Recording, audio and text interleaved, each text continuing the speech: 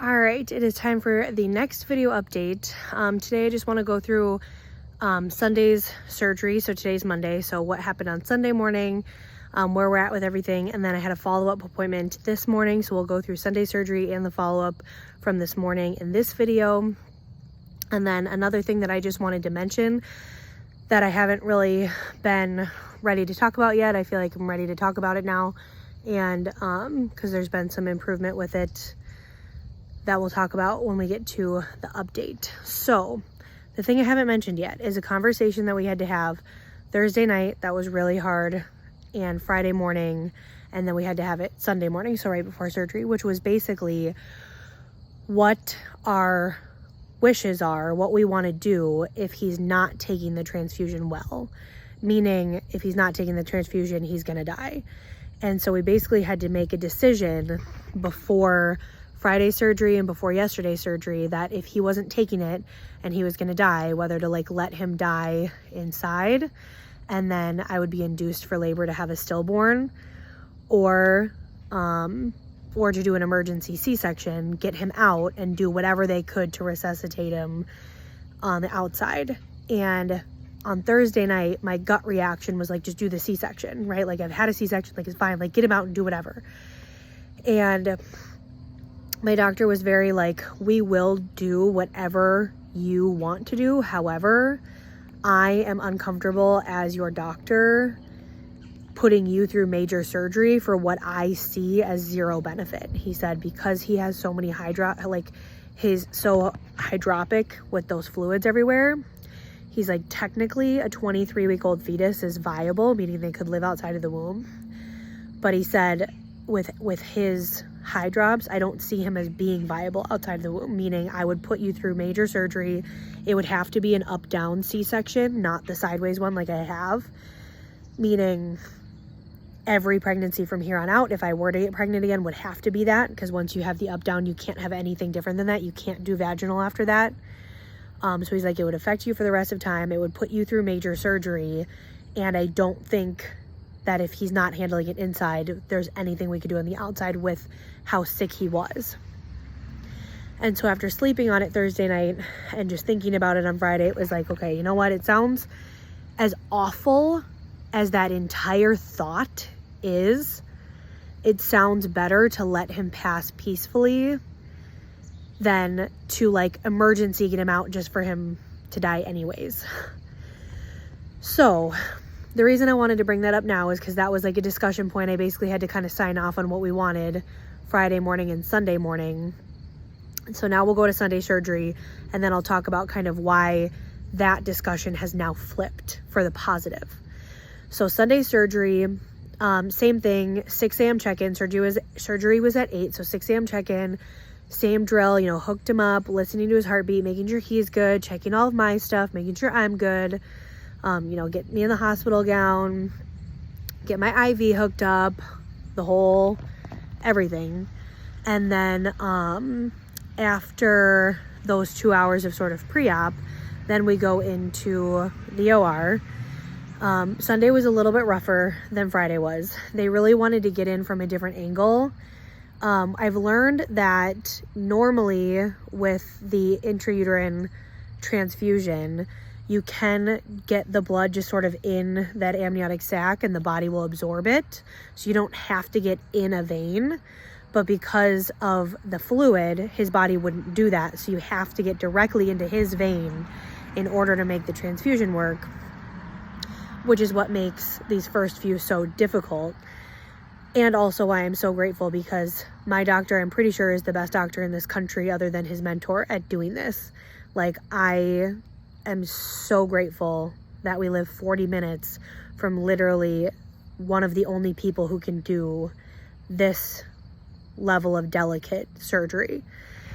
So I was poked about 15 times. I had to be as still as possible for like the 45 minutes that I was getting poked. On Friday, I was only getting poked for maybe like 15 minutes, and so it wasn't as difficult for me. Yesterday was a little bit rougher, but they were able to get him. So quick run of the stats. Friday before transfusion Friday, he started at 9.9 red blood cell count percent. By the end of surgery Friday, he was at 19% red blood cell count. Reminder, normal is 40. That's where our goal is.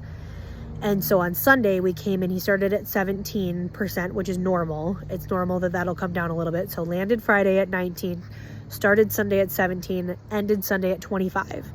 So after all of that, we were able to do the blood draw to find out it was 17. We were able to get more blood in to get him to 25. So it was successful. He took it really well again. He did not react poorly. We did not have to go down a delivery path. Everything was great. So other than just it taking longer and it being a little more taxing on my body, it went really well. So really glad for that. I was able to listen to a worship playlist again. I created my own one just for Leo surgery, since we're going to have quite a few more of these up until delivery. So I created my own Spotify playlist just for him, and from some songs I had originally chosen, a few other people have sent me a few worship songs, so that's been really nice.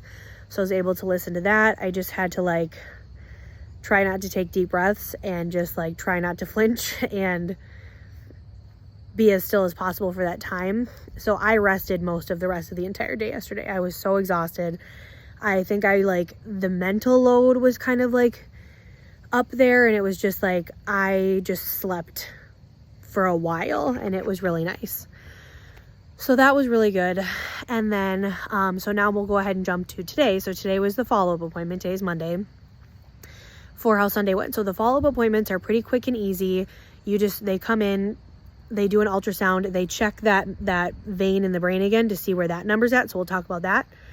And then they check the fluid to make sure that's continuing to go down, and just make sure that he took it well. So skipping to the end, he took it really well again. He's doing as well as he can possibly do right now. His fluid has come down significantly. It's barely there in the abdomen. You can still see that his heart is enlarged and still not super happy. Doc is expecting that to just improve over time. So his measurement in the brain, or in the vein in the brain, was, if we remember that those MOMs, normal is 1, anemic is 1.5. Thursday, the beginning of all this, he was 2.4. My first follow-up on Saturday, he was all the way down to 1.6. Today's appointment, he was at 1.4, putting him actually in normal range, so under the anemia trigger. So we're literally doing as well as we could possibly do right now, and I'm very, very grateful for that. Now, because he has been able to improve so much, and he's taken these 2 first transfusions so well, my next transfusion to get him up to that 40% and completely get rid of the hydrops, which is that fluid, is scheduled Wednesday. So I get a whole day break tomorrow. Today I had my follow-up, and then I had more blood work to tie me to the blood donation for Wednesday surgery. So next transfusion is on Wednesday, and my doctor had talked about now, because of where he is, he thinks he is viable. Meaning that on Wednesday, if he for some reason doesn't handle the transfusion, we could go forward with an immediate C-section and try to see what they could do externally. Now, I'm only 24 weeks, so that would still be a very early baby. So that is absolutely not the plan, not the goal at all. But it's a huge improvement to go from Friday and yesterday saying that there's no way he could survive outside of the womb if he doesn't take this transfusion. It's not gonna go well, to not even a week later, he's improved so much that he could possibly survive outside of this if the transfusion in utero wasn't going well. So just grateful. Trying to just rest today. I am at my parents' house right now. I had some coffee. I'm just relaxing, and I'm excited to have a whole day off tomorrow. I talked to my boss on Friday, and he told me to just not even worry about work this week at all. He already took care of everything that I'm currently working on, so that it's just a non-issue, and I literally couldn't be more grateful for that, because I can't imagine stressing about finances and work on top of all this, and I'm just very, very grateful to have such a good boss. And just, yeah, I don't even really have words for that. To not have to think about work right now is huge for me. So tomorrow I get a whole day off. I'm just gonna rest, probably nap a lot, hang out, and then next surgery is scheduled for Wednesday. So thanks for watching. I'll update you probably after Wednesday's surgery with how that goes, maybe on Thursday after I have the follow-up. And then once we get through this week and we're out of the danger zone, then we will get on a regular cadence. So after this week is done, I'll make just a couple videos maybe explaining on what the long-term plan is. But that's where we are. Thanks for watching. Bye.